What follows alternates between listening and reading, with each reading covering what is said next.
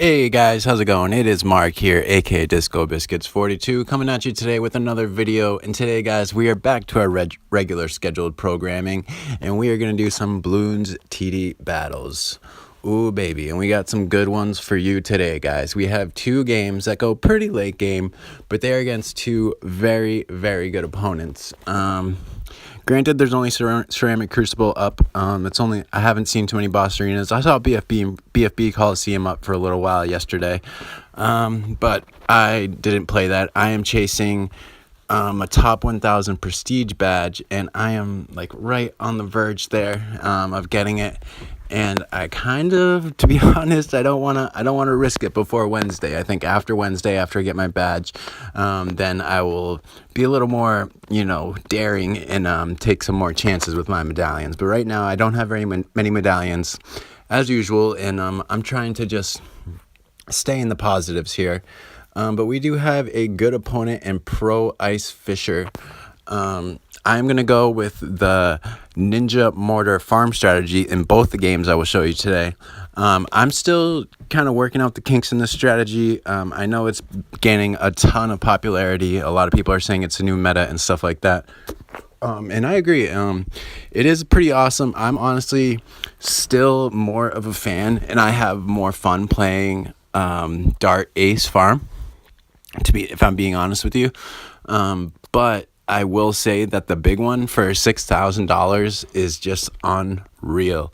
Like, I like to get two big ones down, and I have one set in a certain spot, usually where it's going to hit the track twice if possible, and then I just micro with the other one. And let me tell you, it wrecks things. And you already have the Ninja for Sabo. You have the Mortar ability for another stall. So you have two stalling towers. You have the big one for 6,000 that just ruins people.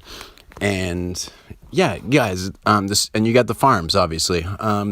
My farming this game was horrible. Sometimes I find it hard to find the right balance between eco and building towers and just being able to survive, especially rounds like 13.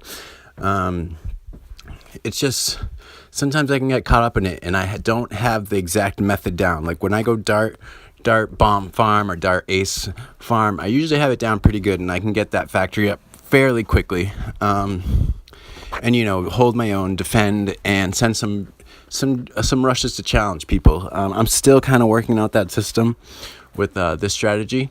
I know I've been watching a lot of other Bloons tubers use this strategy, and yeah, sometimes you gotta watch a bunch of games to really get it down. My opponent here, Pro Ice Fisher, he's going with a kind of a weird strategy. He's going with the village, the boomerang, and the dart monkey, and he has farms. I'm not sure what his bonus tower was, honestly. I'm thinking it was probably the dart monkey, excuse me.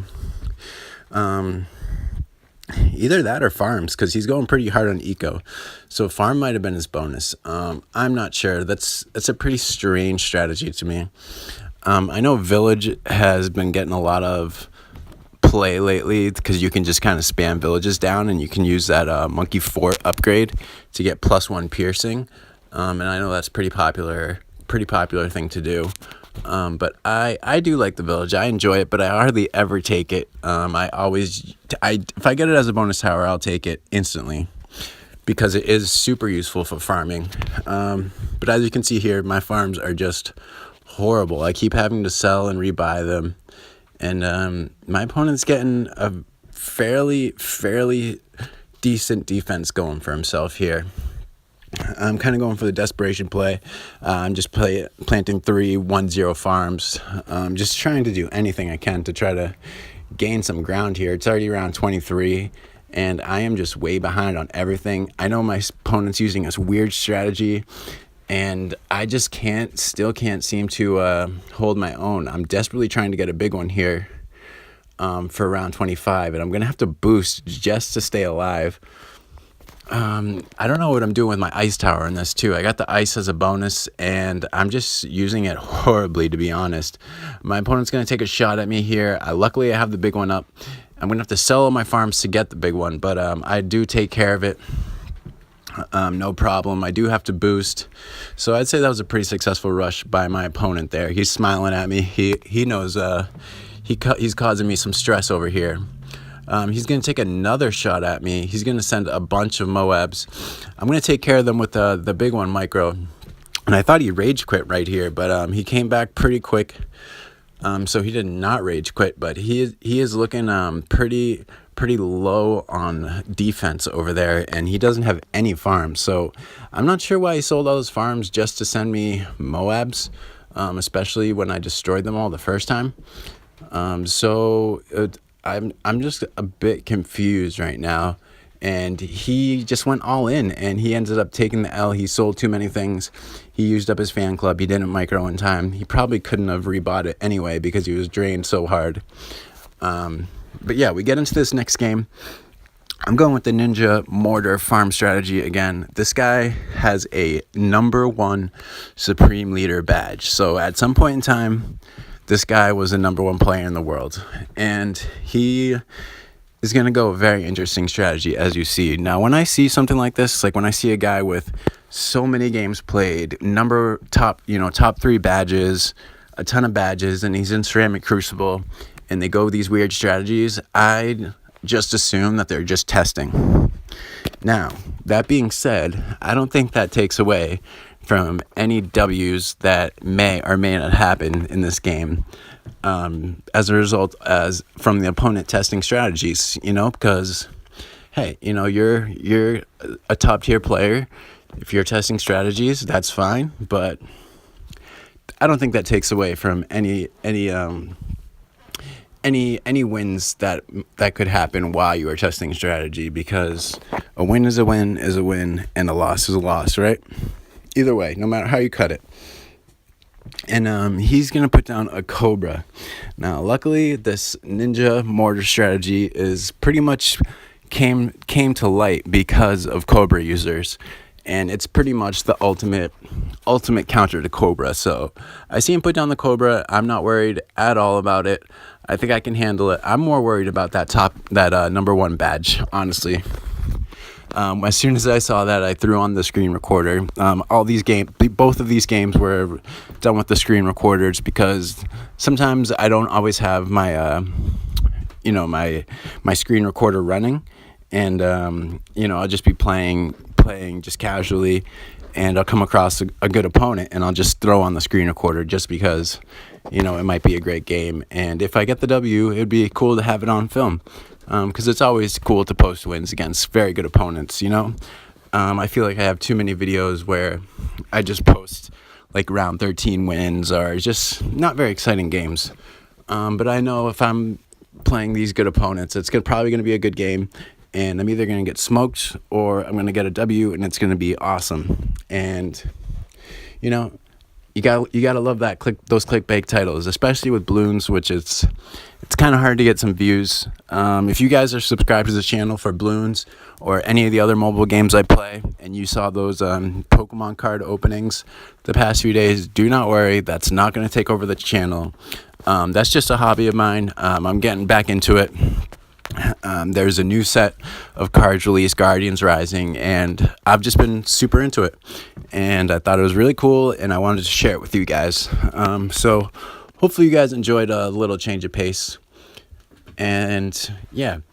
But we are back with regular scheduled programming here. I actually have a new game that I'm going to make a video on for you guys, either later tonight or tomorrow. So keep an eye out for that. And as in my last game, I was playing horrible. I could not get the farms up. This game is quite the opposite with my farming.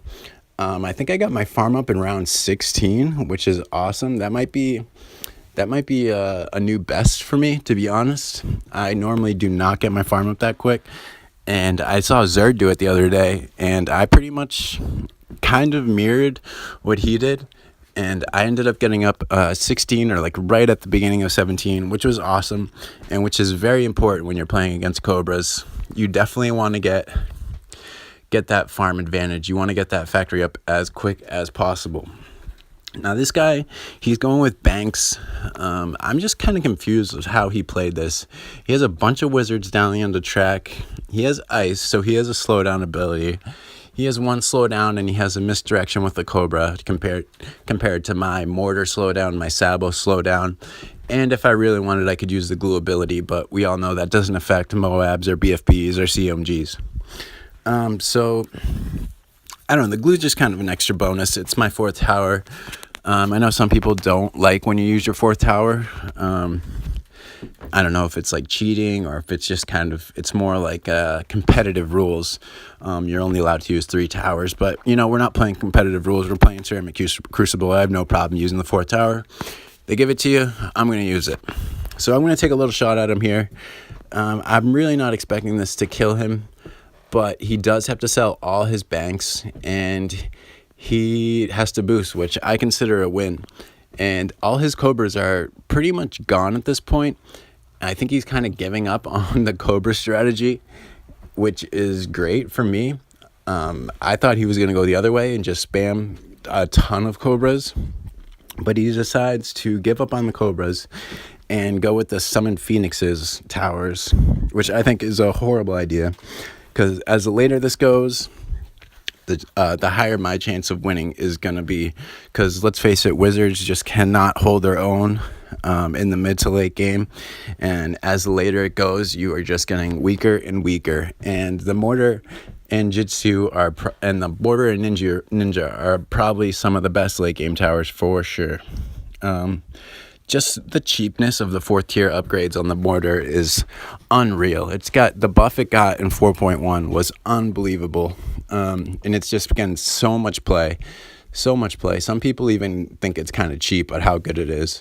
You know what I mean? Because you can just buy and resell that Mortar stall, which is super OP, 7,000, and you can just stall. Like if you're fast, if you're quick with your micro, you can stall a lot of rushes for a long time, and just like micro that big one while you're microing the Mortar stalls, and it's pretty unstoppable.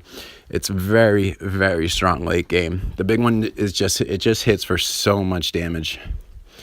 So yeah, this guy is just spamming Phoenixes, and it's just I'm just not a fan of the wizard, guys. It is just horrible. I smell blood in the water. I know a good W is coming. I'm a little wary about sending him stuff because I know he does have the Cobras and he does have that misdirection. I'm kind of just playing the waiting game, to be honest. I know that as the later this game goes, the more chance I have of winning. And so I'm pretty much just banking on him losing to AI. I actually did not mean to send him this BFB. I saw him building the misdirection Cobras at the bottom there, and I was like, I guess I'm not sending him this BFB. And I think as I was thinking that to myself, I just clicked it by accident. He actually didn't even send it back to me, which was strange. I think he had just used up all his misdirection, so I don't know, I lucked out. It didn't do any damage to him. It didn't really affect it either way. It did drain my eco, unfortunately, but I have 2 factories up. I'm not super worried about that. This strategy is just so good against it's just very good in general. But in my opinion, it's not as fun to play, like I said earlier. All right, so we are starting to get pretty serious with the AI. He is attritioning me like crazy. He sends all those Moabs to me. I am down to 1 life because of that attrition. I guess in Bloons a long time ago, you used to be able to die from attrition, which I can imagine how frustrating and annoying that must have been. That must have been horrible, but he's got me down to 1 life. These mobs are making some serious headway, but the game is lagging because of those stupid Phoenixes. He's got a ton of Phoenixes out. It's causing the game to lag like crazy, and I don't even think it's going to get the job done for him. He's got me down to 1 life. But it is not going to matter. This lag is horrible. Look at those Phoenixes are horrible. Yeah, they look kind of cool, but they don't do crap. Look, he lost. So that's 2 pretty epic late game guys against 2, judging by their records and their medals, very good opponents. Obviously, neither of them played that well. but that's just how it goes sometimes. Make sure you leave a like on the video, guys, and I will check you guys tomorrow. Peace.